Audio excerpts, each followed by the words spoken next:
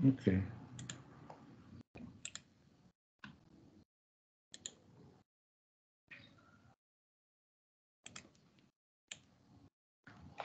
Ya, kita akan lanjutkan materinya. Kemarin kita sudah membahas sedikit terkait dengan rangkaian arus bolak-balik ya, di mana sumber tegangannya bolak-balik.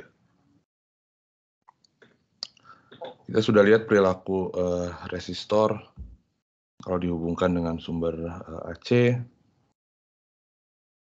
ternyata tegangan dan arusnya sefase gitu ya. Kalau kapasitor juga kita udah lihat arusnya mendahului tegangan sebesar Pi/2 radian atau tegangannya tertinggal sebesar Pi/2 radian. Kalau induktor balik ya, arusnya tertinggal dari tegangan sebesar Pi/2 radian. Nah, kemudian kalau kita susun jadi rangkaian seri, kita punya persamaan seperti ini ya dari Kirchhoff.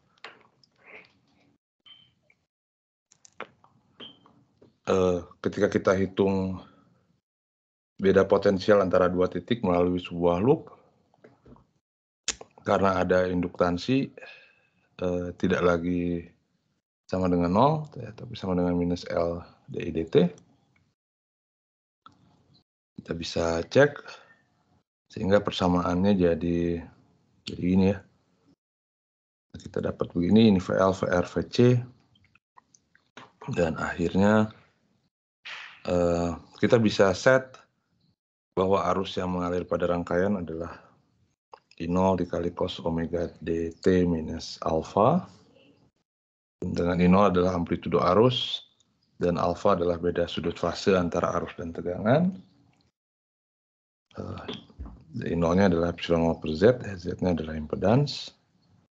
Nah, kemudian karena kita sudah tahu perilaku masing-masing, kita bisa set tegangan jepit induktornya. Untuk L dia duluan Pi/2, untuk kapasitor dia tertinggal Pi/2, sedangkan untuk resistor dia sefase dengan arusnya. Kemudian kita substitusi ke sini, kita kumpulkan yang sin dan kita pecah semua, kita kumpulkan yang sin dengan yang cos, dan akhirnya didapat dari persamaan yang sin, kita dapat tangens alfa dengan XL min XC per R, dan dari persamaan yang cos, kita dapatkan I0 ya. I0-nya adalah epsilon 0 per Z, dengan Z-nya adalah akar R kuadrat ditambah XL min XC kuadrat. Nah, proses perhitungan ini benar-benar sangat bergantung pada identitas dari trigonometrik gitu ya. Nah, kita bisa bikin sebuah metode gitu ya untuk menyelesaikan persamaan yang sifatnya tipikalnya trigonometrik begini gitu, penjumlahan trigonometrik dengan suatu metode yang kita kenal sebagai fasor namanya. Jadi mungkin kita lihat sedikit apa itu fasor. Nah, jadi kita review sedikit. Harusnya kan Anda sudah dapat waktu fisika 1 ya. Sedikit, jadi kita tinjau beberapa kasus. Jadi yang kita ingin hitung adalah penjumlahan seperti ini. Jadi kalau saya punya sebuah fungsi f misalkan sama dengan a cos t gitu ya. Kemudian g sama dengan b cos t juga. Ya. Nah ini mah gampang. Jadi kalau saya mau hitung penjumlahan dua fungsi tersebut, t plus gt, ya kita tinggal jumlahkan saja. Dari sini kan berarti ini jadi A cos T ditambah B sin T gitu ya. Atau kita keluarkan, ini by cos juga, sorry. Jadi kita tinggal jumlahkan saja jadi A plus B dikali cos T gitu ya. Gampang. Nah, yang jadi masalah tentunya adalah kasus kedua misalkan, kalau ternyata ini akan kita, yang kasus yang mirip dengan kita, dan GT-nya adalah misalkan B cos T minus alpha ya, misalkan gitu.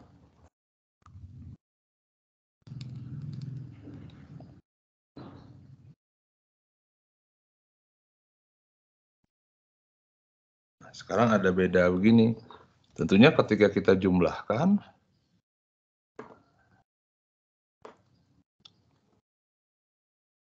kalau saya jumlahkan FT ditambah GT misalkan, ini kan jadi A cos T ditambah B cos T min alpha. Nah, tapi kita bisa bongkar seperti biasa bahwa yang cos T min alpha-nya bisa kita tuliskan jadi cos T cos alpha ditambah sin T sin alpha. Sehingga ini bisa kita combine yang cos-nya seperti tadi dikali cos T ditambah B sin alpha dikali sin T ya.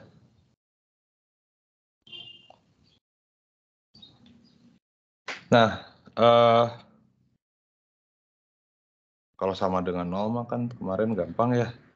Kita bikin sama dengan 0 berarti yang cos-nya 0, yang sin-nya 0.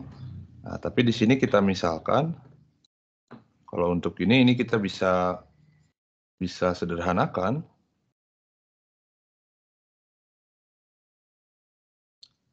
Jadi kalau saya misalkan terdapat sudut beta,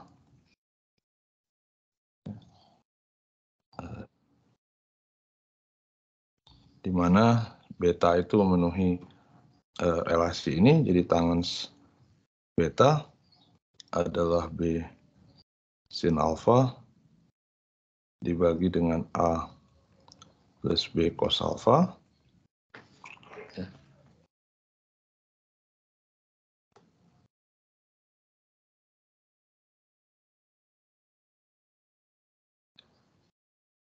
Atau dari sini tentunya kita punya, kalau saya menghitung cos alfanya,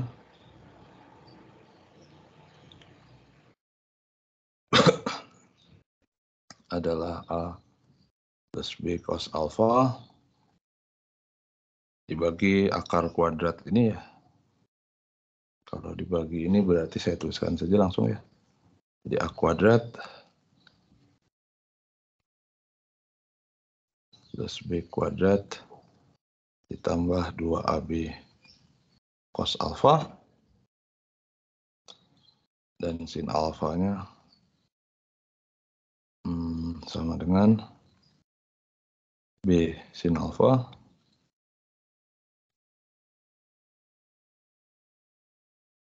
dibagi dengan akar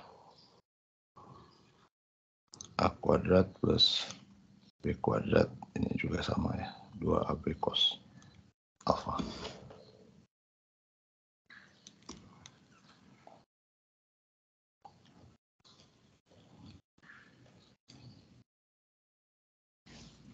Nah, yang bawah ini kalau saya sebut sebagai AS misalkan, untuk memudahkan saja yang akar-akar ini, jadi saya punya A plus B cos alpha misalkan dibagi dengan AS, sini jadi B sin alpha dibagi dengan AS. Bisa dilihat di sini, jadi suku yang ini, yang A plus B cos alpha itu adalah AS cos alpha. Kok ini cos alpha sih? Sorry. Beta maksudnya. A plus B cos alpha itu adalah cos beta, AS cos beta, dan B sin alpha adalah AS sin beta. Jadi kita bisa tuliskan F T plus GT itu sama dengan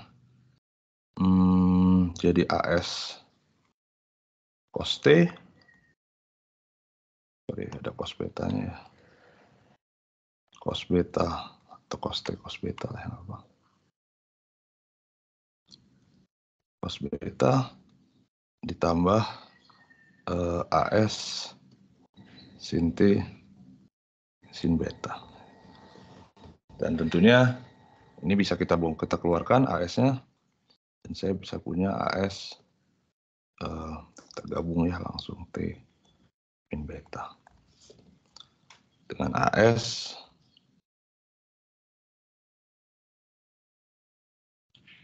adalah akar A kuadrat plus B kuadrat ditambah 2AB cos alpha, dan beta adalah tangan inverse B sin alpha per A plus B cos alpha. Nah, seperti ini. Nah, kalau termsnya 2 begini, ngitungnya masih sederhana ya, begini. Tapi kalau nanti misalkan ada 3, misalkan ya, saya mau ngitung begini misalkan. Apa di sini? A cos T misalkan, G-nya adalah B cos T min alpha misalkan, dan H-nya ada H misalkan, C cos T min 2 alpha misalkan ya, gitu seterusnya. Kita mau ngitung berapa F plus G plus H misalkan. Nah, tentunya bisa kita lakukan prosedur yang sama seperti ini. Tapi pakai aljabar begini kita rada rumit. Rumit dalam artian ya, pertama kita harus bongkar ya. Di sini jadi cos semua yang alfanya semua kita keluarkan. Kemudian yang 2 alfanya ini juga nanti kita harus buka lagi. Dan ya handle aljabarnya jadi lumayan rumit gitu. Nah, jadi kita harus punya suatu prosedur lain gitu. Kita lihat polanya. Nah, ada hal yang menarik di sini. Kalau kita lihat yang ini, hasil yang kita dapatkan ini, hasil ini tuh ternyata analog dengan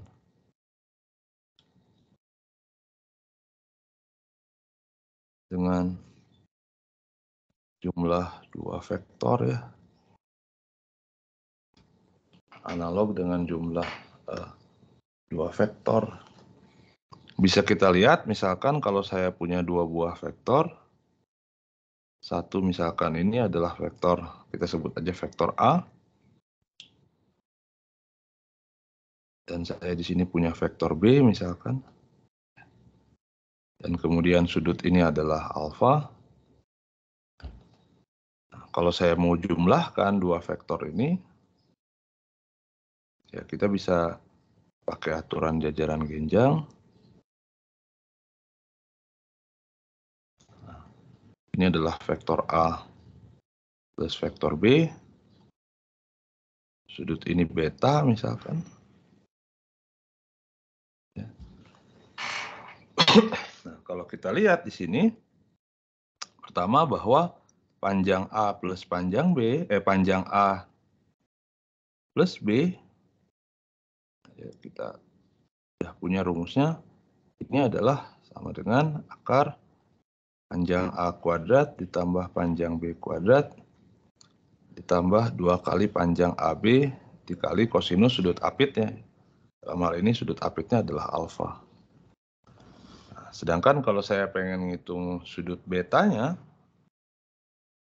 di sini kita bisa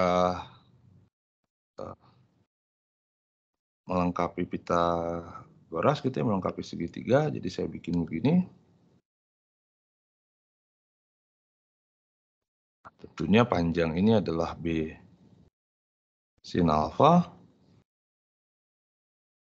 karena sudut ini alfa juga ya. Nah, panjang ini adalah B cos alfa. Jadi tentunya tangens beta adalah B sin alfa dibagi dengan panjang yang total semua ini. Panjang total semua ini adalah panjang A ditambah B cos alfa. Nah, jadi bisa dilihat, kalau kita lihat di sini hasilnya benar-benar sama ya. Jadi A plus B itu menjadi AS di sini persis sama. Nah, kemudian beta di sini juga bentuknya persis sama ya.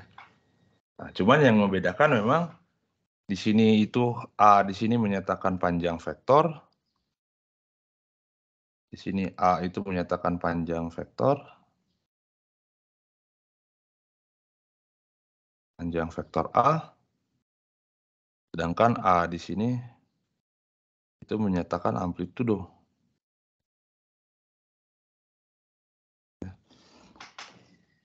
Menyatakan amplitudo.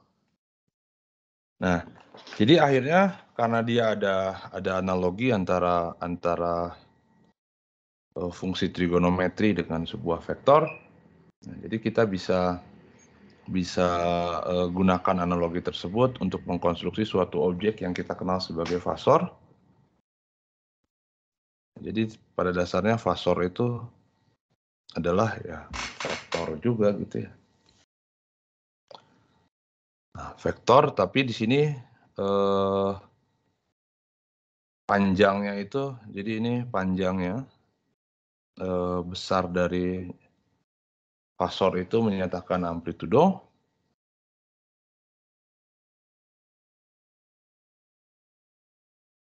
Dan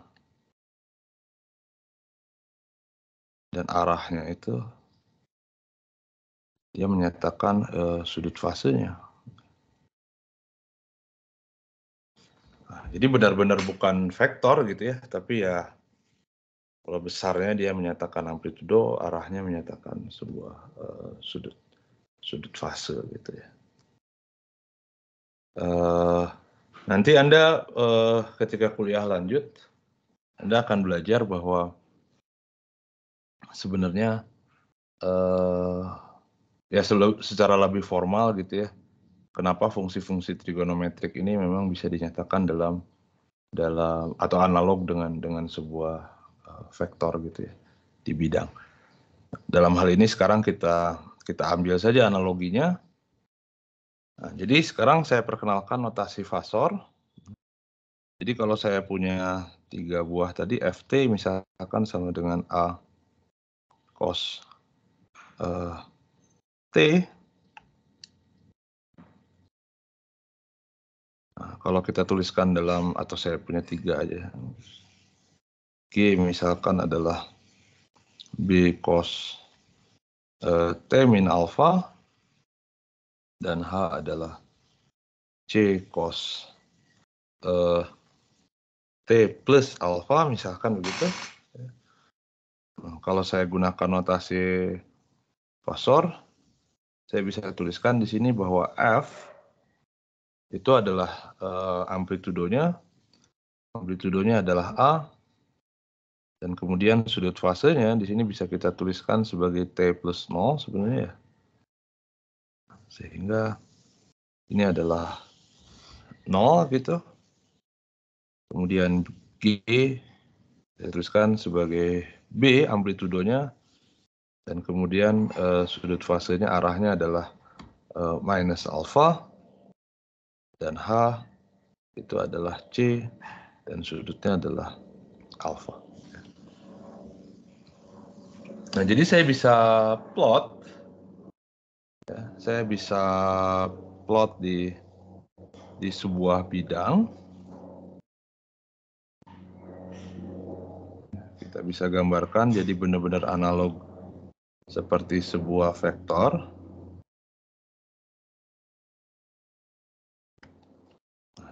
Jadi F itu adalah bisa gambarkan analogi dengan sebuah vektor yang panjangnya A, dan sudut fase ini biasanya kita ambil terhadap sumbu horizontal, ya, yang positif. Jadi kalau sudutnya 0, ya arahnya berarti maksudnya adalah ke arah X positif, ke arah horizontal. Jadi dalam hal ini kita punya ini adalah F-nya, ya, panjangnya adalah A. Kemudian untuk G itu berarti dia panjangnya B, arahnya ke minus alfa. Jadi dia turun ke bawah begini.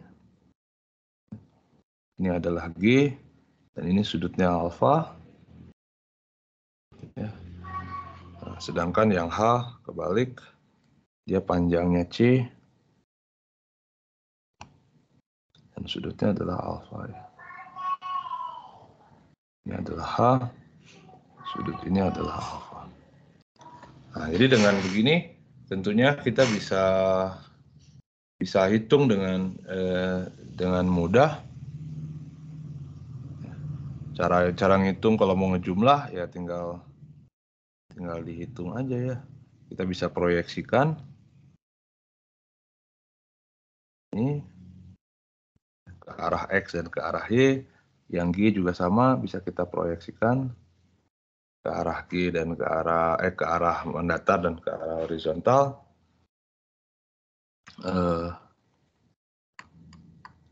Yang ini adalah tentunya adalah C sin alfa misalkan. Sedangkan yang ini adalah B sin alfa. Nah, kemudian ada yang mendatarnya juga. Jadi kalau saya mau menghitung F plus G plus H, nah, tentunya ini adalah sama juga bentuknya sebuah amplitude dan ada sudut tertentu beta. Nah, kalau saya mau menghitung amplitudo, nah berarti kan kalau saya hitung jumlah yang arah mendatar, sebut aja arah X, itu kan ada 3 ya. Ada A ditambah B cos alfa ditambah C cos alfa begitu. Dan sigma Y itu adalah C sin alfa minus B sin alfa. Kita sederhanain dulu deh.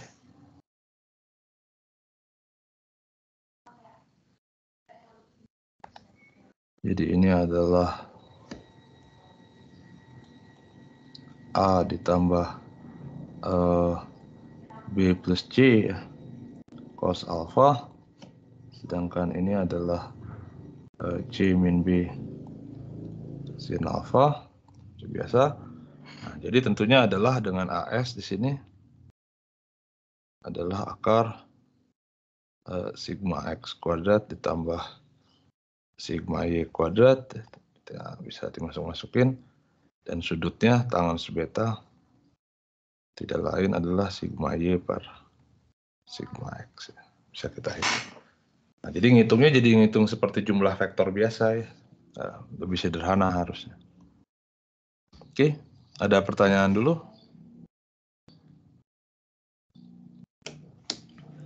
Pertanyaan, silahkan.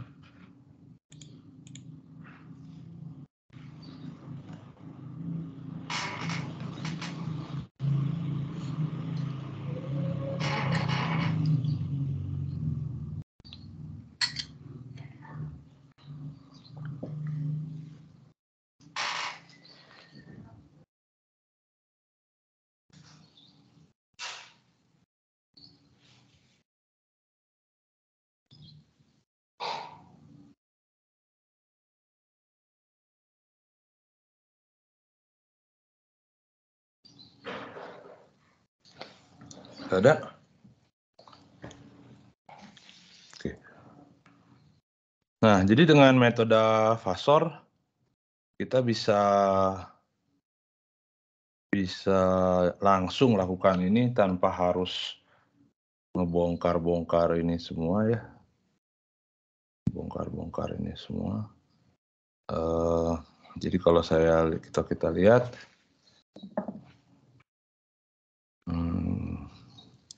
ini saya copy.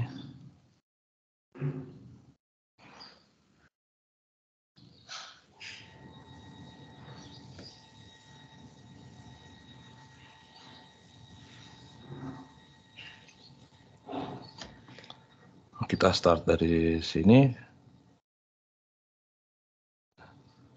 Nah, kalau saya tuliskan dalam bentuk Fasor, saya ambil aja sudut yang samanya adalah ini referensinya, ya, omega t min alfa. Ini sebagai referensi, maka kalau kita tuliskan dalam notasi Fasor, saya punya bahwa VL itu adalah I0 kali XL, amplitudonya dan sudutnya adalah pi per 2. Kemudian yang VC, amplitudonya adalah I0 kali XC, sudutnya adalah minus pi per 2. Dan di sini ada VR, amplitudonya adalah I0 kali R, dan sudutnya adalah 0 derajat ya. Nah, sekarang jadi I-nya dan I-nya juga kita punya adalah I0 cos omega dt minus alfa ya. Jadi kalau dalam Fasor, kita juga punya ini adalah I0, sudutnya adalah 0 derajat. Nah, sekarang kita asumsikan, kita asumsikan aja XL-nya lebih besar daripada XC. Ini menyatakan rangkaian yang kapasitif.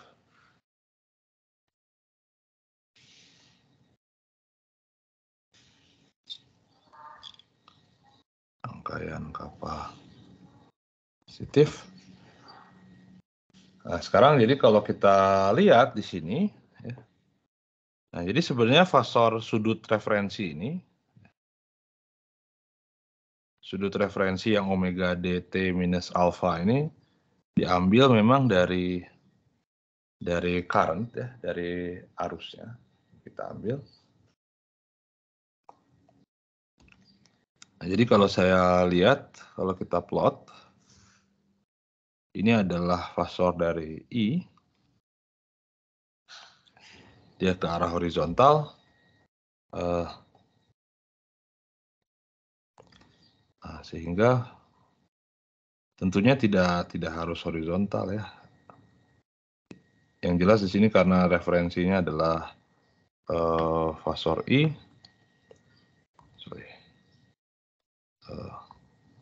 black. Kita harus bikin agak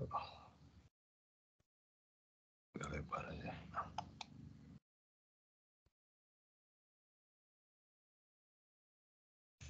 Nah, jadi ini adalah Fasor referensinya I. Nah, sekarang kita lihat VR itu sudutnya 0 derajat ya. 0 derajat itu maksudnya berarti kan ini sama dengan I, searah dengan I. Jadi kita bisa bikin ini adalah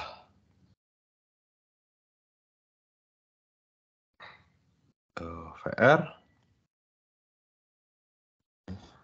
Nah, kemudian kita punya VL. VL itu adalah plus pi per 2 ditambah 90 derajat.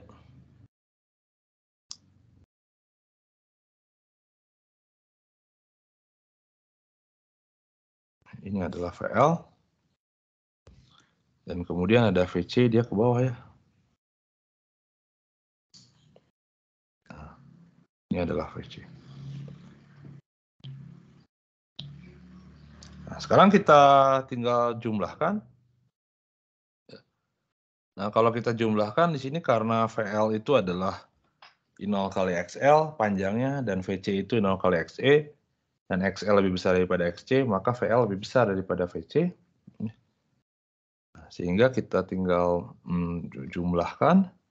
Nah, maka kalau saya jumlahkan yang Y, kita punya di sini sigma Y, ya, sigma X-nya tentunya sama dengan R-nya. Kemudian akhirnya kita bisa jumlahkan. Ya. Dan ini adalah si GGL-nya.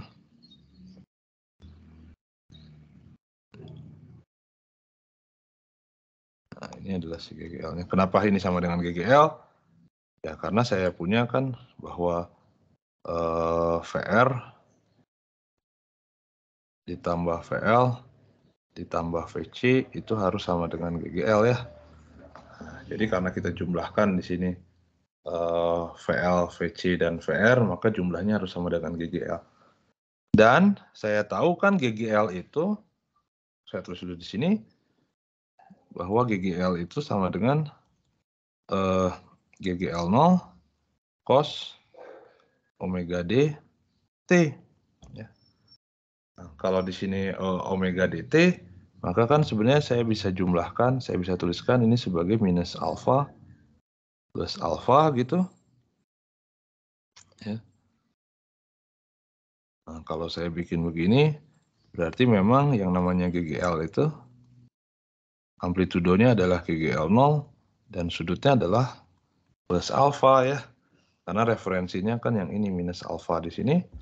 Nah, maka sudut ini memang adalah sudutnya alfa ya.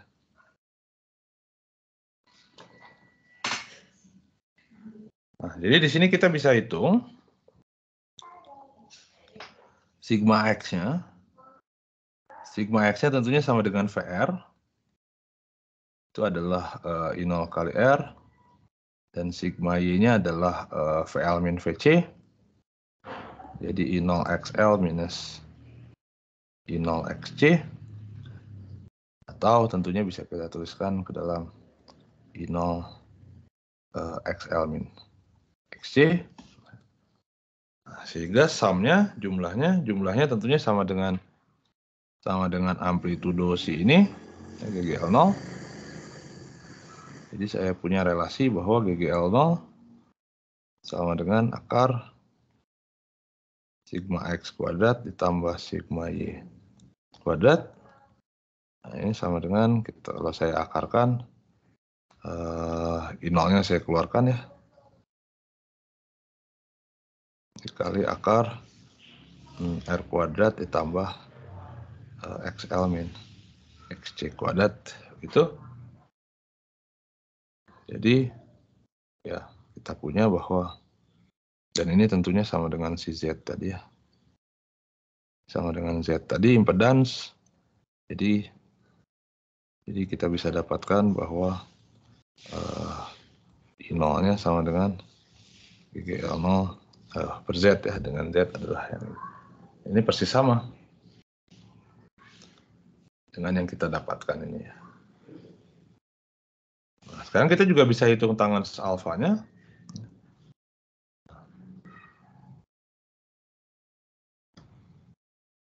Atau ini saya pindahin sini ya.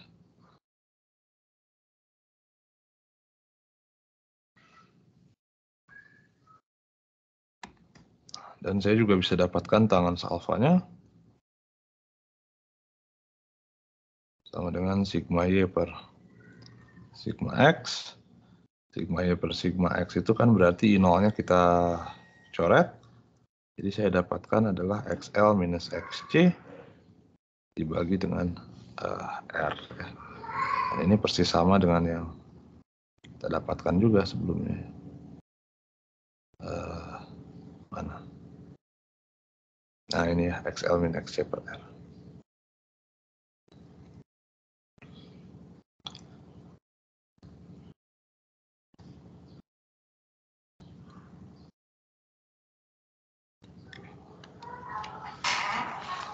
Ada pertanyaan dulu?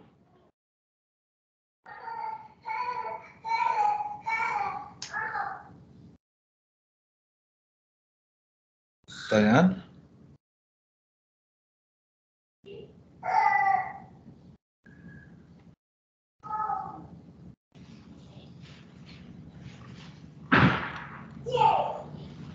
Nggak ada? Nah, dari sini bisa kita lihat, meskipun kita tadi asumsikan yang ini, dia rangkaian, sorry ini kok kapasitif sih, rangkaian induktif.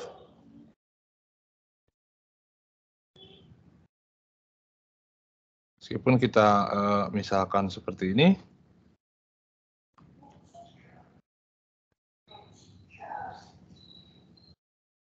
nah, dari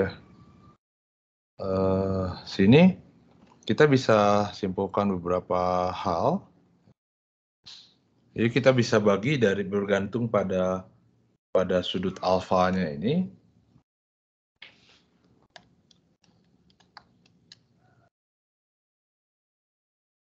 Nah, jadi kalau alfanya positif di sini tentunya, ya, maka XL lebih besar daripada XC tentunya.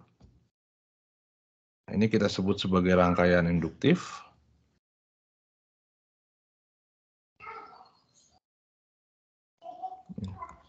Kalau rangkaian induktif itu tegangan duluan. Ya, jadi kalau ini adalah current-nya, pasor I-nya, pasor tegangannya duluan. Ini alfa. Ya. Jadi artinya tegangan itu mendahului arus.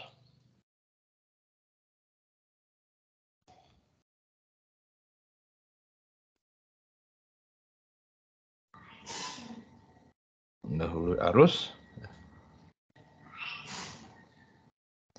Dan yang kedua, itu kalau alfanya negatif, maka XC lebih kecil daripada XL. Ini adalah rangkaian kapasitif.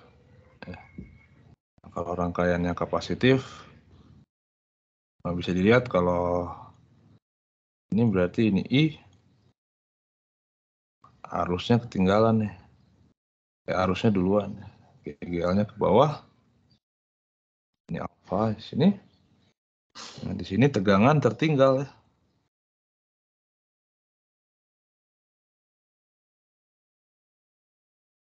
Tertinggal arus.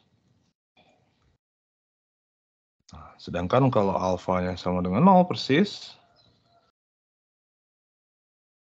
maka XL sama dengan XC. Nah, ini kita sebut sebagai rangkaian yang resistif.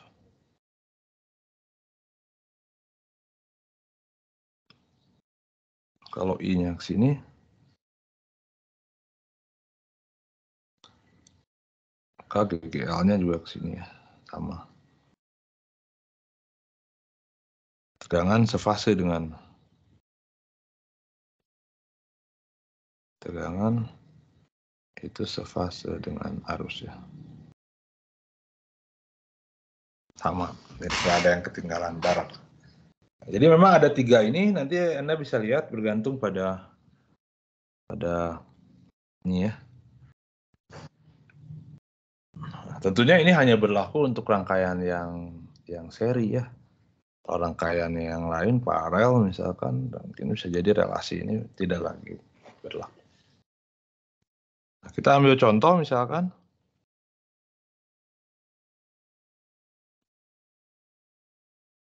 Kita punya sebuah sumber AC.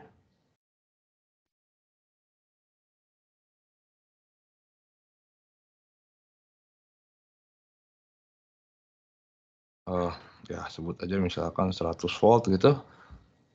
Dikali sin berapa? 1000 T misalkan. Terhubung seri dengan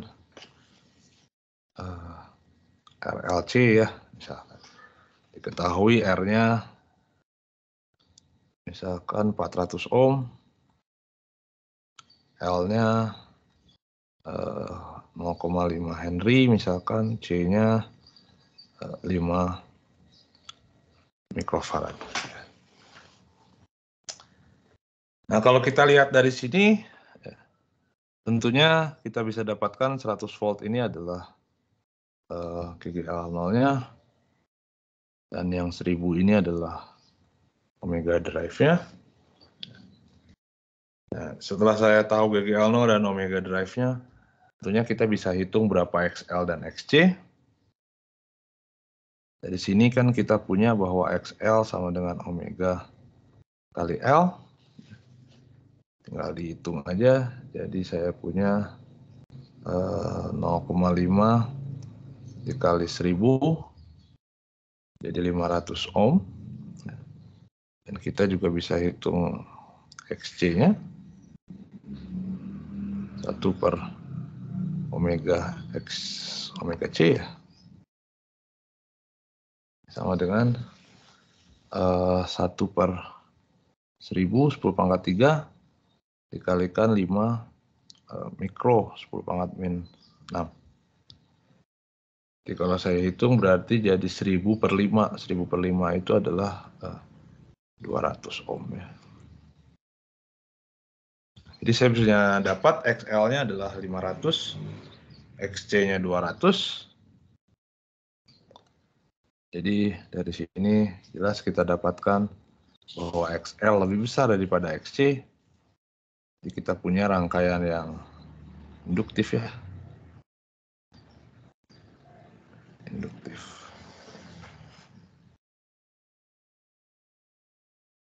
Nah, lagi kita misalkan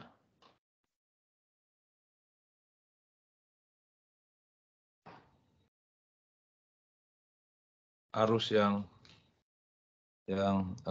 mengalir misalkan adalah I-nya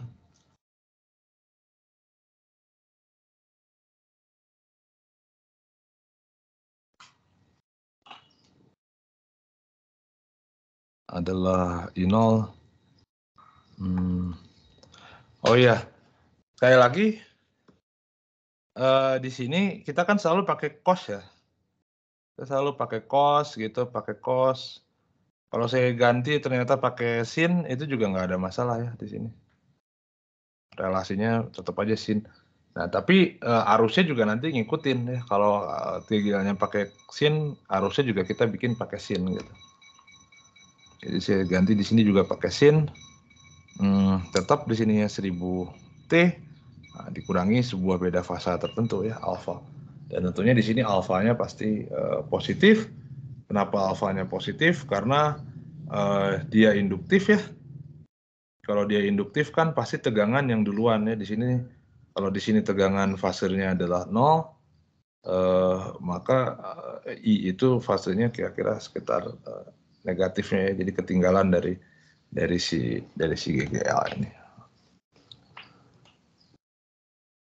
Kita bisa bikin fasornya seperti biasa. Ini adalah referensinya I. Oh ya, kenapa diambil referensinya I? Karena rangkaiannya seri. Ya, karena rangkaiannya seri diambil referensinya I.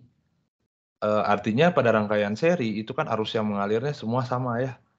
Baik di R, di L, di C itu arusnya sama. Dari hukum Kirchhoff tentang arus. Jadi di sini sebagai referensinya dipilih I ya. Nah, kemudian tentunya kita bisa punya seperti biasa. Jadi ini adalah fasor VR. Kemudian ada fasor VL.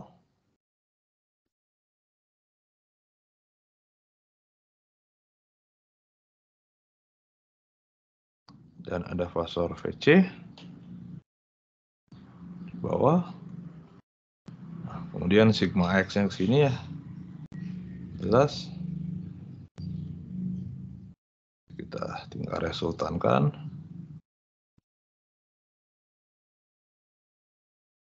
Nah, ini adalah GGL-nya, sudut ini adalah alfa.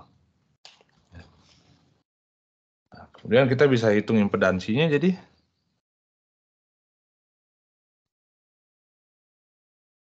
Rumusnya kan ada semua sih sebenarnya. Bahwa Z itu sama dengan kar XL min XC kuadrat menjadi sama dengan akar 400 kuadrat ditambah XL min XC. XL-nya adalah 500, XC-nya 200, ini jadi 300 kuadrat. Jadi akhirnya berapa tuh? 435 ya berarti ya. Ini 500 berarti. Berarti saya punya impedansinya adalah 500. Jadi saya bisa hitung tuh berapa I0-nya. Z. IL0-nya berapa? 100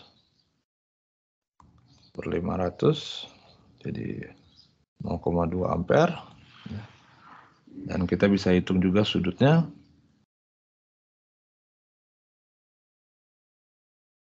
R. Jadi 3/4 ya.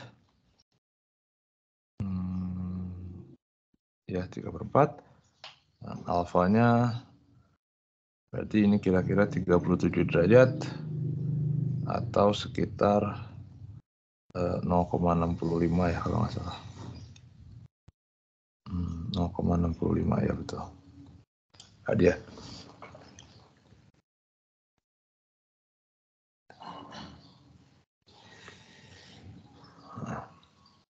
Nah, kemudian kita bisa hitung juga, jadi akhirnya secara umum, jadi kita punya arus yang mengalir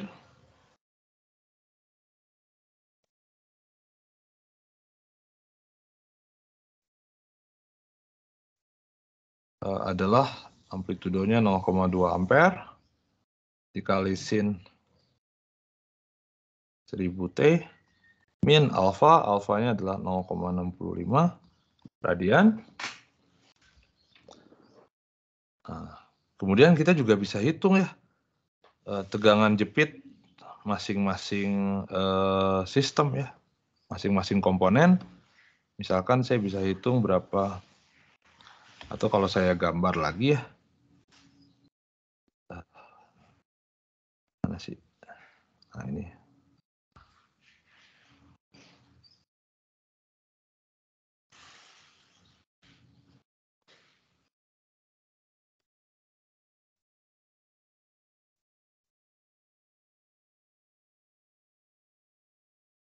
Jadi kalau saya gambarkan misalkan sistemnya seperti ini. Ini pasang ini kita buang aja. Ini tadi adalah 100 volt dikali sin 1000 T. Nah, dari sini kita bisa hitung tegangan jepit resistor misalkan.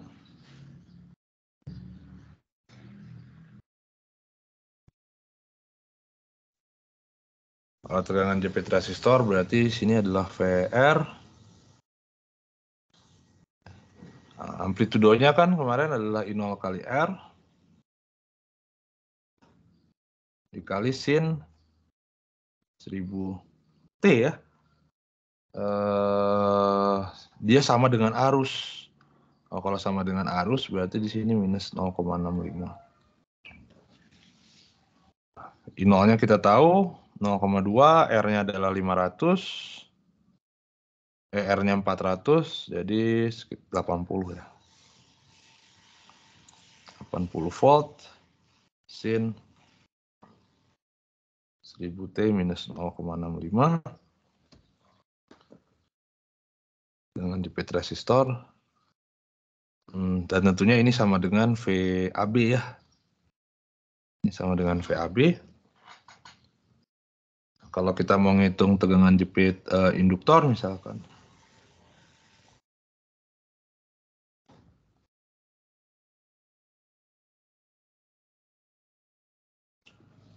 Kalau kita mau menghitung tegangan jepit induktor, berarti saya hitung VL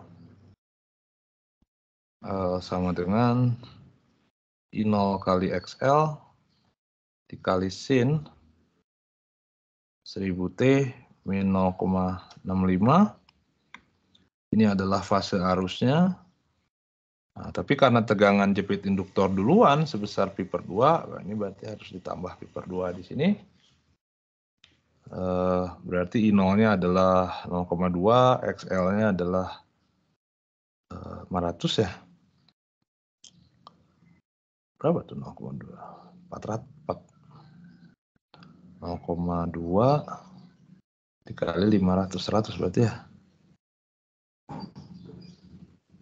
100 volt dikali sin 1000 T minus 0,65 plus pi per 2. Ini tentunya sama dengan VBC.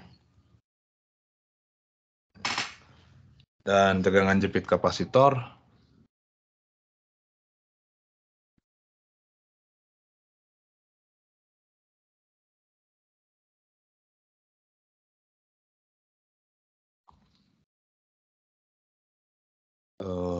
VC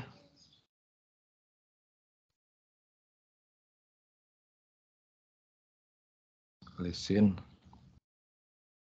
1000 T minus 0,65. Ini adalah fase arusnya. Karena kapasitor ketinggalan sebesar pi per 2, nah ini harus diminus. Per 2 begini. XC-nya berapa tadi? 200 ya. 200 dikali 0,2, 40 berarti ya.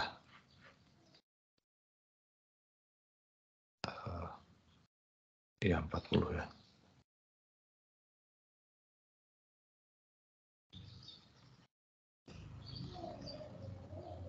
gitu. 0,2 dikali 0,2 itu 1/5 ya. Dikali 200. Ya benar. Sin 1000 T min 0,65 plus minus.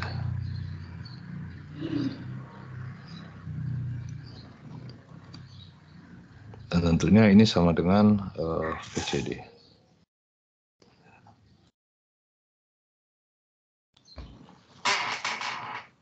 Ada pertanyaan dulu?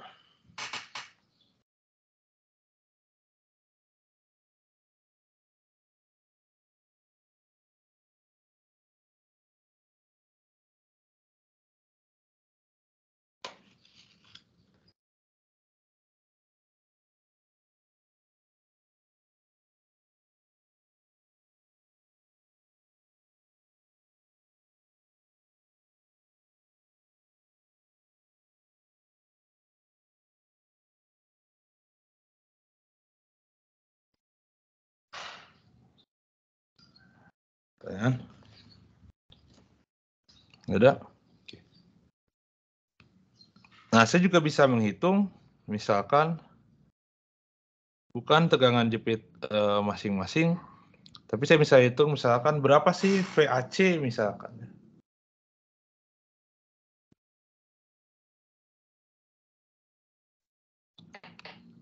Misalkan berapa VAC.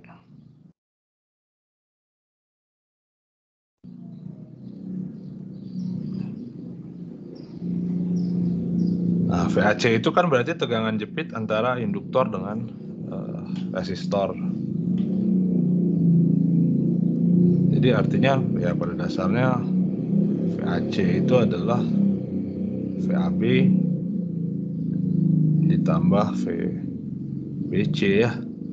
Nah, tapi kan saya udah tahu sebenarnya VAB-nya berapa, VBC-nya berapa. Anda bisa jumlahkan biasa tentunya. Nah, tapi Anda juga bisa gunakan fasor di sini.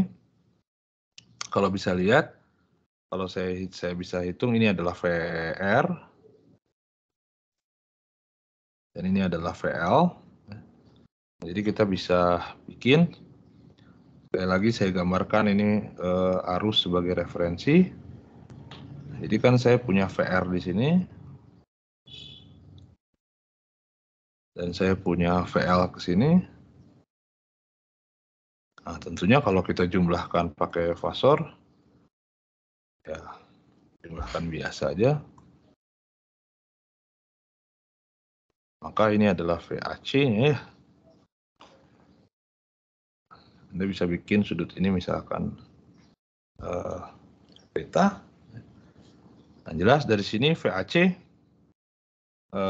amplitudonya ya. Kalau saya sebut VAC itu misalkan adalah ya, panjang ini kan adalah amplitudo ini adalah I0 kali R, amplitudo ini adalah I0 kali XL, kita bisa gunakan Pythagoras. Jadi akhirnya amplitudonya pasti adalah I0 dikali dengan R kuadrat plus XL kuadrat dikali sin 1000T min alfa ditambah sudut beda fase lagi ya, beta di sini. Tentunya dengan tangan sebetanya adalah yang Y ya, I0XL dibagi dengan I0R, coretnya. Jadi XL per R, XL per R-nya berapa?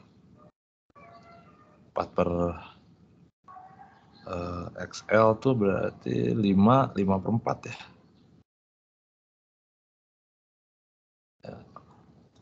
5 per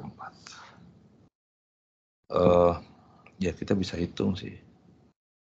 Jadi betanya itu adalah tangan inverse 5 per 4. Berapa tangan inverse 5 per 4?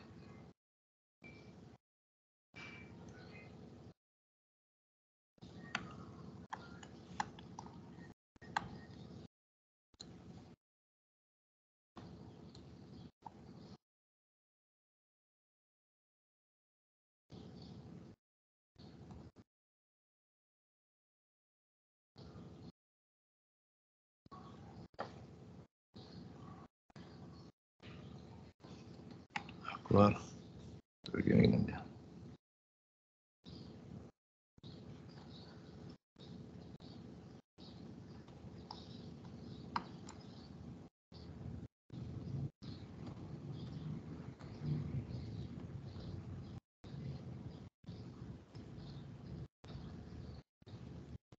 Sekitar kali 59 keluar.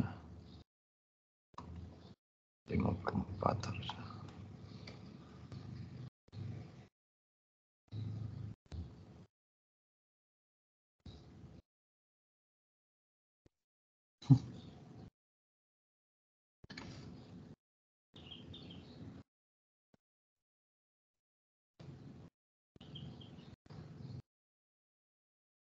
Nol koma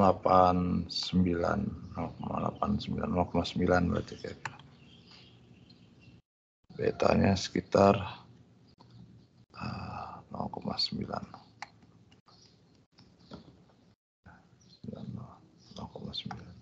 tadian. Tentunya kita juga bisa hitung yang ini ya, I0 kali R kuadrat plus R XL kuadrat ya, tinggal dihitung aja. Oke, ada pertanyaan dulu?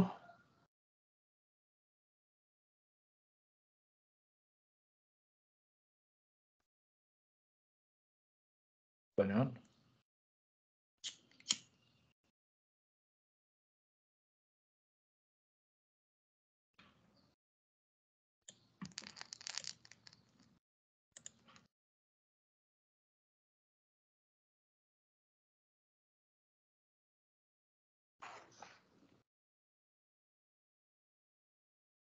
Nah, sini yang menarik adalah kalau kita balik lagi ke rangkaian seri ya.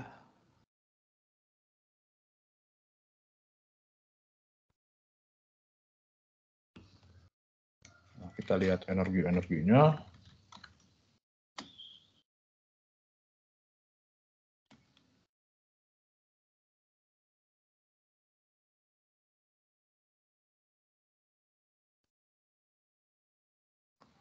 Nah, jadi kalau saya paste lagi, nah, kita lihat setupnya seperti ini. Kita hapus saja dulu. Nah, sifat dari sistem seperti ini kan, ini kita hapus saja dulu. Atau nggak boleh. Bahwa nature dari si L ini kan dia menyimpan energi magnetik ya. Jadi ini storage, menyimpan energi magnetik. Nah, sedangkan si C ini justru dia menyimpan energi listrik.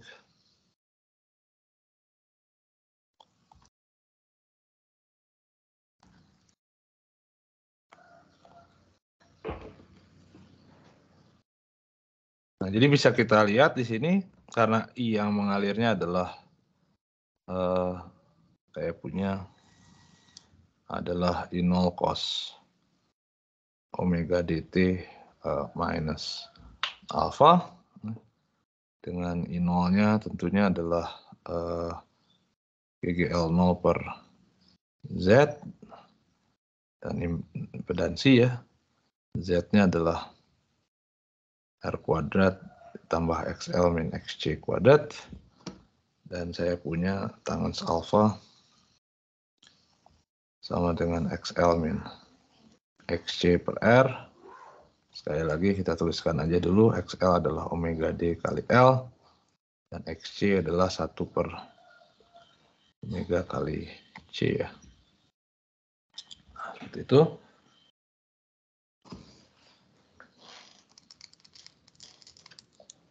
Nah, sekarang kita tahu bahwa kalau kita lihat untuk kapasitor,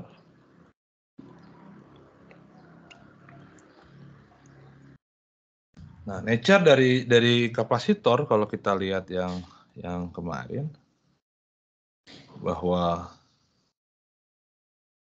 mana kapasitor? Nah, bahwa key-nya ini kan sebenarnya dia posisinya kan charging, discharging, charging, discharging, charging, discharging gitu ya. Jadi dia artinya tidak ada energi yang kebuang harusnya ya, tidak ada energi yang kebuang di situ.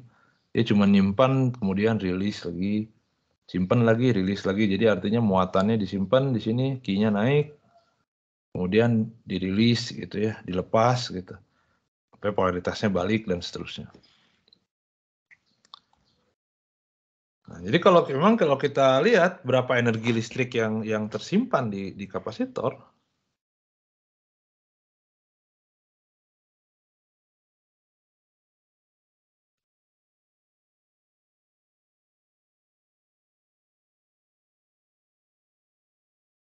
energi listrik yang tersimpan, kita punya kan berarti di sini U pada kapasitor misalkan sama dengan setengah Q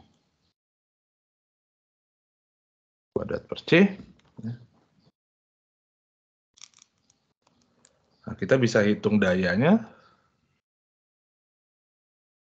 Kalau saya hitung dayanya ya berarti PC ya, karena kita inginnya lihat per detik. Ya berarti tinggal kita turunkan saja terhadap T. Kalau saya turunkan terhadap T, maka saya punya duanya cancel. Jadi saya punya Q per C dikali dQ dt. Dan tentunya Q per C itu tidak lain sama dengan VC ini. Dan dQ dt sama dengan I ya. Nah, jadi pada dasarnya P-nya adalah VC dikali I.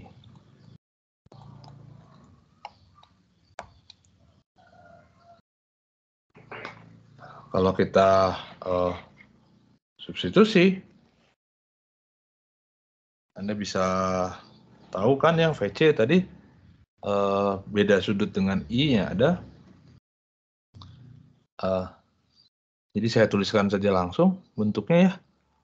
Ini sama dengan setengah I0 kuadrat dikali XC, Anda tinggal masuk-masukin aja. Ini sama dengan sin 2 omega T minus 2 alfa ya. Ini adalah PC-nya.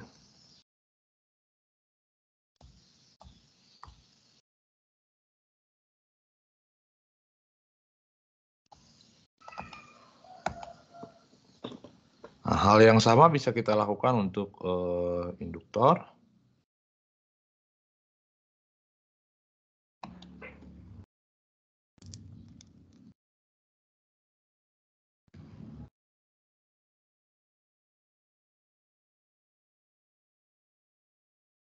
Nah, kita bisa cek berapa energi magnetik yang tersimpan.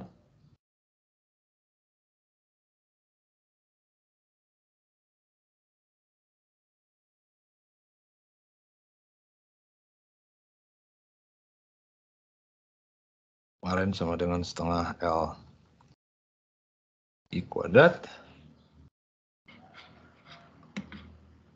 Kemudian kita juga bisa hitung berapa dayanya.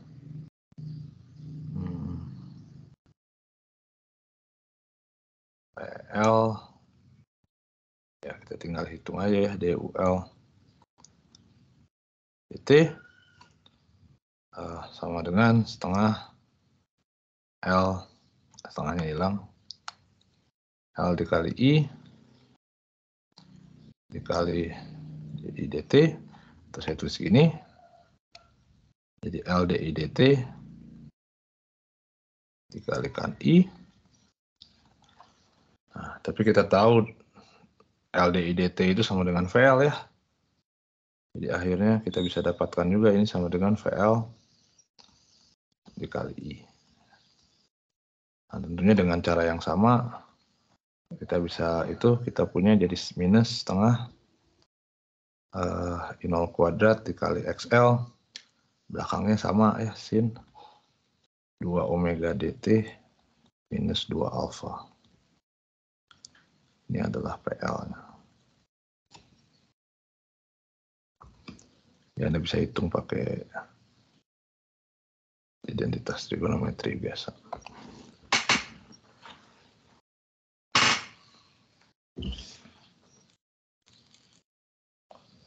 Nah, sedangkan pada resistor,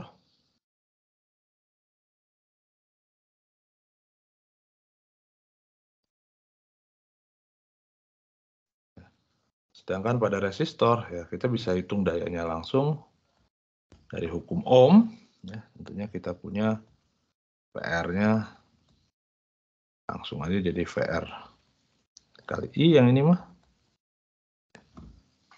Nah, jadi tinggal dikali-kaliin aja, tapi kan VR dengan I mah ini ya, sefase kan ya. Jadi ya bentuknya tinggal langsung aja. Jadi ini sama dengan I0 kuadrat dikali R dikali cos kuadrat omega dt minus alfa.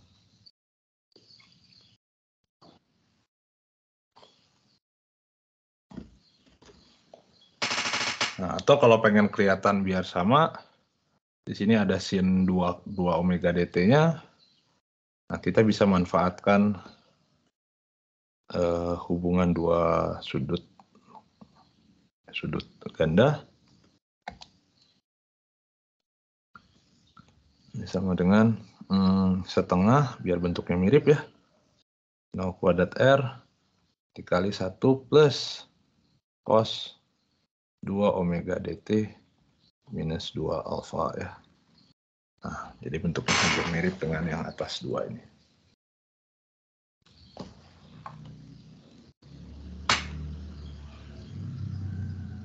Nah, yang menarik adalah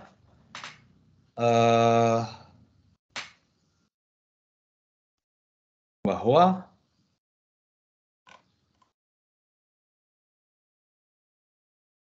kalau kita hitung rata-rata untuk satu periode ya,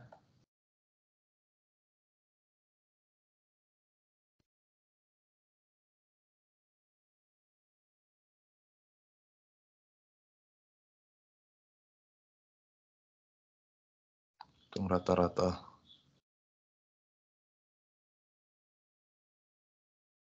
untuk satu periode.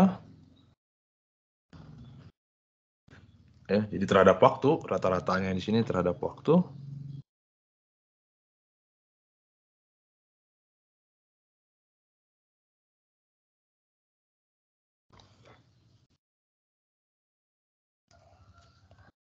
Nah, yang menarik adalah bahwa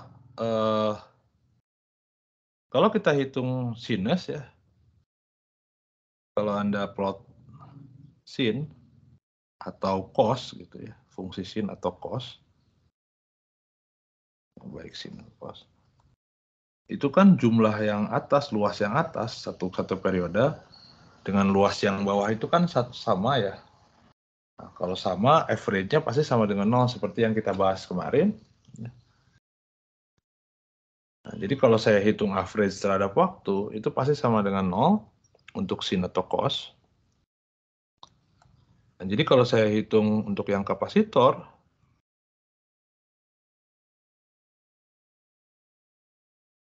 average-nya ini sama dengan setengah, ya langsung aja ya, atau saya tulis dulu lah. Setengah I0 kuadrat dikali XC, dikali average yang ini, sin 2 omega dt minus 2 alfa. Kemudian untuk yang induktor sama, PL average-nya adalah minus setengah I0 kuadrat dikali XL. Ini yang sama. 2 alfa. Sedangkan untuk yang resistor,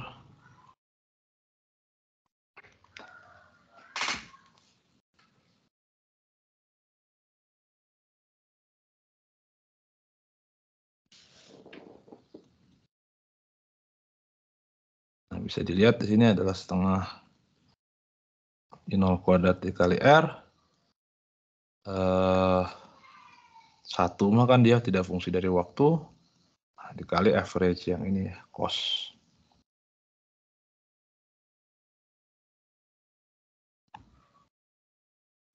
Nah, tapi seperti yang tadi sudah diperlihatkan, bahwa average untuk sin dan cos itu dia sama dengan 0 ya, karena luas yang untuk satu periode ya, luas dan atas dan bawahnya selalu sama. Jadi akhirnya ini sama dengan 0, ini sama dengan 0, ini sama dengan 0. Jadi ini totalnya sama dengan 0, ini sama dengan 0, dan yang ini sama dengan setengah I0 kuadrat R. Nah, jadi di sini dalam artian bahwa untuk satu periode, daya rata-rata kapasitor dan induktor itu sama dengan 0 ya. Jadi artinya ya sebenarnya kapasitor dan induktor itu tidak menggunakan energi. Dia hanya nyimpen kemudian dirilis gitu kemarinnya seperti yang sudah dibahas, disimpan, kemudian dilepaskan, disimpan, dilepaskan gitu ya, nggak dipakai gitu. Nah, yang benar-benar pakai itu cuma si resistor aja. Ya, ada daya yang hilang, ada daya yang dipakai sebesar ini. Kuadrat kali R. Dan ini sebenarnya muncul akibat ya efek Joule itu ya, jadi panas ya, karena dia resistansi. Jadi ini dikonvert ke heat sebenarnya, ke panas. Jadi akhirnya kita bisa simpulkan bahwa daya rata-rata rangkaian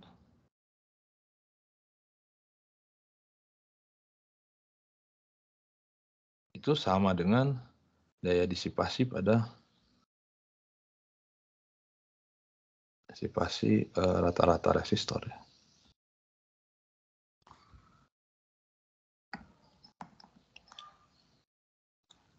Resistor. Oke.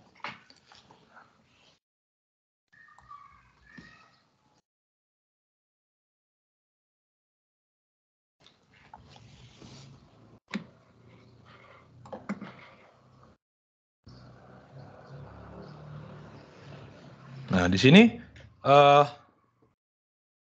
jadi kalau saya tinjau P average, ini P total yang average-nya, rangkaian, sama dengan PR, ya sama dengan setengah I0 kuadrat dikali R. Ini bisa saya tuliskan begini, dikali I0 R. Nah, di sini menarik, kalau saya gambar fasenya ya, tadi.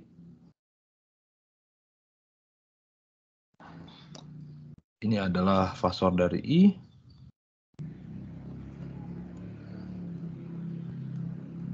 Dan ini adalah fasor VR. Dan ini adalah fasor GGL-nya. Ini sudutnya alfa. Nah, dan ini kalau saya projection, ya, panjang ini tentunya adalah GGL cos alfa, GGL 0. Nah, jadi panjang VR itu sama dengan I0 kali R, sama dengan GGL 0 cos alfa. Nah, jadi bisa saya ganti ini. Jadi saya punya I0 per akar 2 dikali GGL 0 per akar 2. Jadi si apa namanya? Si setengahnya ini sama dengan akar 2 kali akar 2 dikali cos alfa. Nah, saya bisa tuliskan begini, dan saya tahu bahwa per akar 2 itu kan sebenarnya kemarin nilai RMS-nya ya. Jadi saya bisa tuliskan sebagai I RMS dikali GGL RMS dikali cos alfa. Nah, saya bisa tuliskan begini. Nah, di sini menarik, jadi karena I RMS dan GGL RMS itu dia nilainya ya nggak konstan juga ya, tapi di sini terlihat bahwa ada kebergantungan terhadap cos alfa. Cos alfa ini kita sebut sebagai faktor daya.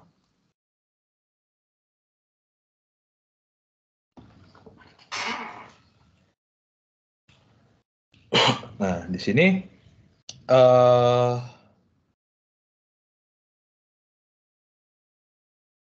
bisa dilihat, jadi bisa muncul sebuah pertanyaan bahwa kapan misalkan daya rata-rata itu bernilai maksimum gitu ya.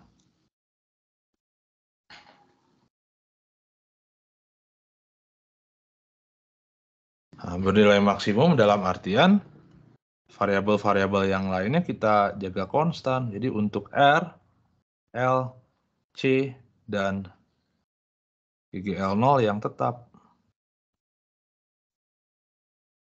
Nah, jadi yang bisa diubah itu adalah cuman si omeganya itu.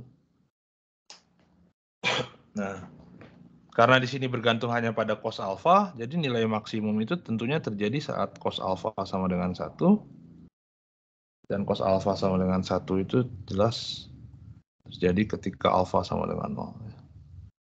Dan tadi alfa sama dengan 0 itu dia rangkaian resistif. Artinya rangkaian resistif itu imply bahwa XL-nya harus sama dengan XC. Nah, tentunya XL sama dengan XC ini bergantung pada nilai omeganya tadi ya, karena omeganya bisa kita ubah-ubah. Jadi di sini untuk setiap L dan C ada omega yang mengakibatkan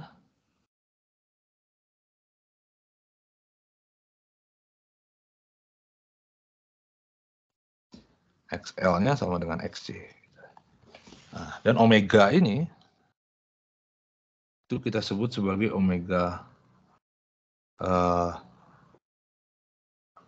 rest gitu ya, rest itu maksudnya untuk resonansi, karena peristiwa ketika omega XL sama dengan XC Ini kita sebut sebagai peristiwa resonansi gitu ya. Nah, kita bisa hitung berapa omega resonansinya, karena di sini XL itu tentunya adalah omega resonansi dikali L, dan ini adalah seper omega resonansi dikalikan C. Nah, jadi saya bisa hitung bahwa omega resonansi itu sama dengan 1 per akar LC.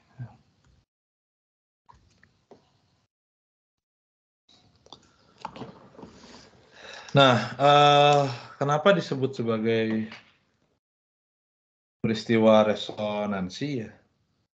Nah, ya, peristiwa resonansi itu sebenarnya adalah bahwa si omega resonansi ini sebenarnya 1 per akar LC, maksudnya 1 per akar LC ini adalah frekuensi alamiah dari sistem ini.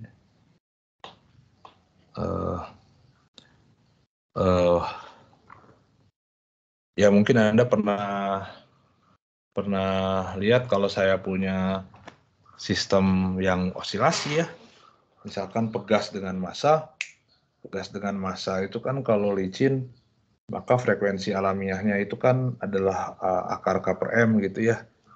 Artinya kalau saya simpangkan sedikit kemudian saya rilis, maka si sistem itu pasti akan berosilasi dengan frekuensi akar K per M gitu. Nah, itu kita sebut sebagai frekuensi alamiah gitu. Nah, sistem ini juga sama ya. Kalau saya cabut si disipasinya, si R-nya, kemudian saya cabut sumber tegangannya ya. Jadi kan di sini ada si C nih, si C-nya misalkan saya bikin dia udah bermuatan gitu ya. Nah, kalau sistem ini udah bermuatan, nah, kan tidak ada energi yang hilang tuh, jadi energinya konstan. Kalau hanya kapasitor dan induktor saja, jadi dia cuman osilasi dalam artian energi yang awalnya itu disimpan semua jadi listrik, kemudian diubah ke magnetik, diubah ke listrik, diubah ke magnetik begitu ya. Jadi si charge-nya tuh dia benar-benar hanya muter aja osilasi gitu. Nah, si frekuensi osilasinya, frekuensi tadi muter dari listrik jadi magnet, dari magnet jadi listrik, itu kalau dihitung sama dengan 1 per akar LC. Gitu. Nah, yang jadi itu ketika dia ada drive di sini, nah, ada drive, ada eksternal ini yang ngedorong ini, ya, sumber tegangan di sini, dan ternyata frekuensi sumber tegangannya sama dengan frekuensi alamiahnya. Nah, itu kita sebut sebagai frekuensi atau peristiwanya kita sebut sebagai peristiwa resonansi gitu ya.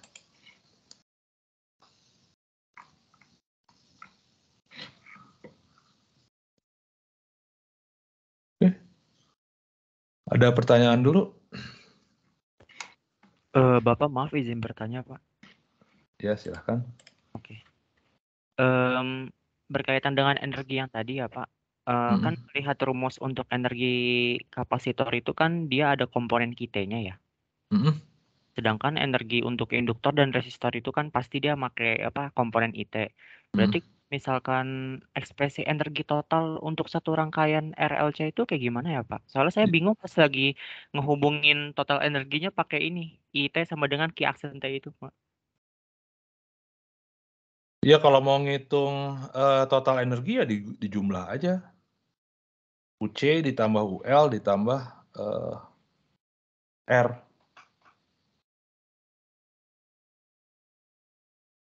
Kita tinggal jumlahkan saja. Berarti kalau saya mau ngitung UR, sorry. Kalau saya mau ngitung UR, ya Anda bisa ngitung dayanya dulu sih. Kalau Anda ngitung daya total, paling gampang sebenarnya ngitung daya total dulu. Berarti kan itu PC ditambah PL ditambah PR gitu kan ya. Nah, jumlahkan aja semua gitu. Nah, nanti kalau mau ngitung berapa energi totalnya, Ya berarti tinggal integralin terhadap T. Yang ekspresi energi, daya total ini. Gitu. Oh iya, pakai aplikasi integral apa saya lupa. Jadi ingat, karena ini fungsi dari waktu, jadi daya itu adalah turunan dari energi ya, jangan hanya dibagi T aja gitu. Jadi sehingga kalau kita udah punya daya totalnya, mau nyari energi totalnya ya kita jumlahkan, kita integralkan ya. Jadi U-nya itu adalah integral P dt gitu. Oke? Oke, baik. Terima kasih banyak. Ya, sama-sama. Ada lagi? Nah, kalau kita hitung untuk satu periode gitu, ya. Kalau dihitung untuk satu periode, ya energi totalnya itu adalah sama dengan energi yang kepake oleh si siapa ini namanya, si resistor ini gitu ya, pakai untuk si resistor ini. Kalau kita hitung untuk satu periode, kenapa? Ya karena sebenarnya kan ada yang kesimpan di kapasitor, kemudian di sini kan tandanya 1 plus 1 minus ya, bisa dilihat. Jadi nanti itu saling cancel untuk yang kapasitor dengan induktor. Jadi kalau yang kapasitornya positif, yang induktornya negatif, dan saling menghilangkan gitu untuk satu periode. Jadi nanti akhirnya kalau untuk dihitung untuk rata-rata satu periode, energinya yang tersimpan ya tinggal setengah I0 kuadrat dikali R dikalikan satu periodenya, dikalikan T gitu. Gitu. Ya Anda bisa hitung dari sini sih, P-nya kan berarti sama dengan, kalau untuk satu periode dari 0 sampai T, nah kita bisa hitung jadi di sini jadi T dikalikan dengan seperti integral 0T P dt gitu. Nah, yang ini kan adalah P average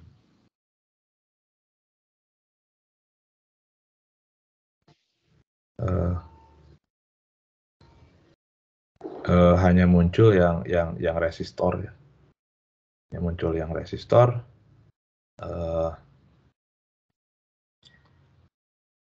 Jadi ya nanti tinggal U-nya itu, jadi tinggal P average aja yang resistor dikalikan dengan periodenya ini T besar. Ada lagi pertanyaan?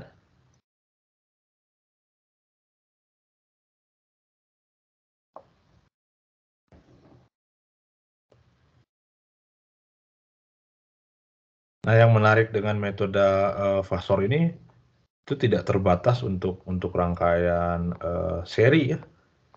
Anda juga bisa hitung misalkan fasor ini untuk rangkaian yang paralel.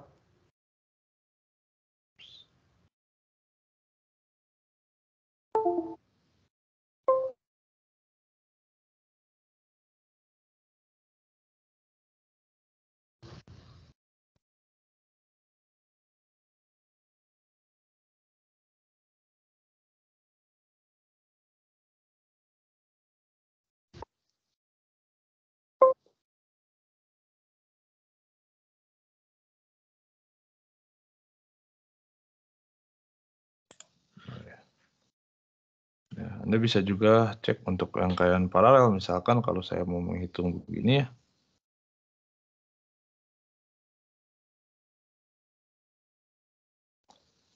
Di sini ada R misalkan. Di sini ada L gitu. Nah, kalau menghitung gini gimana Pak? Ya sama aja sih sebenarnya. Kalau ini adalah omega 0 cos omega d t, ini R, ini L. Nah, yang ngebedain antara antara rangkaian seri dengan rangkaian paralel, kalau seri kan arusnya yang sama ya. Kalau paralel kan arusnya yang beda. Nah, jadi ini adalah IR, ini adalah IL gitu. Nah, tentunya dengan IR ditambah IL sama dengan I. Nah, sistemnya seperti ini. Jadi kalau memang saya tebak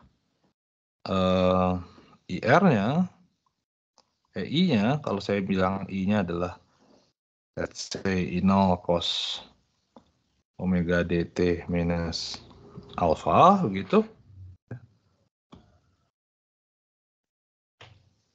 Nah, ini kan tegangannya selalu sama nih. Jadi VR itu sama dengan GGL di sini karena paralel.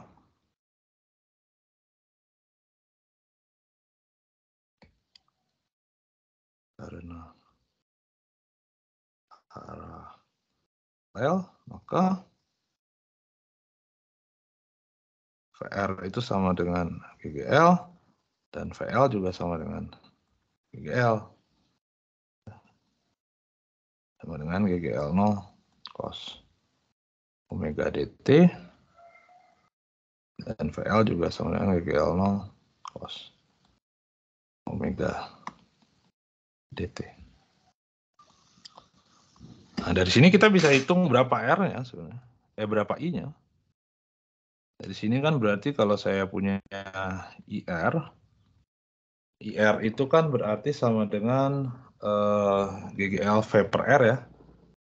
Jadi saya punya GGL 0 per R dikalikan cos omega dt karena dia searah.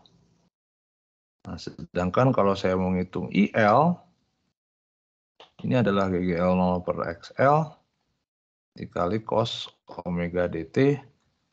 Nah, karena VL itu dia duluan 90 derajat dari IL, nah, maka ini harus dikurangi pi per 2. Nah, jadi dari sini bisa dilihat bahwa karena tegangannya sama, saya pilih fasor referensinya adalah GGL. Kalau ini adalah fasor GGL, kemudian kita bisa bikin ini adalah fasor IR, dan ini adalah fasor IL ke bawah, karena dia min 90. Nah, kemudian kalau saya jumlah, ini adalah fasor I-nya. Nah, seperti itu. Nah, Anda bisa hitung jadinya ya dengan mudah pakai Pythagoras biasa. Jadi akhirnya saya punya I0 kuadrat adalah IR kuadrat GGL0 per R kuadrat ditambah GGL0 per XL kuadrat. Jadi nolnya adalah akar 1/R kuadrat ditambah 1/XL kuadrat. Dan Anda juga bisa hitung tentunya alfanya ya. Jadi ini adalah alfa. Anda bisa hitung berarti tangan alfanya adalah ini mah nggak berubah ya, XL per XC tetap. Jadi bisa dapat tuh berarti 0. Oke. Jadi metode fasor juga bisa dipakai bukan hanya untuk yang seri ya, tapi yang paralel juga bisa dengan cara yang sama. Oke, pertanyaan dulu. Ada?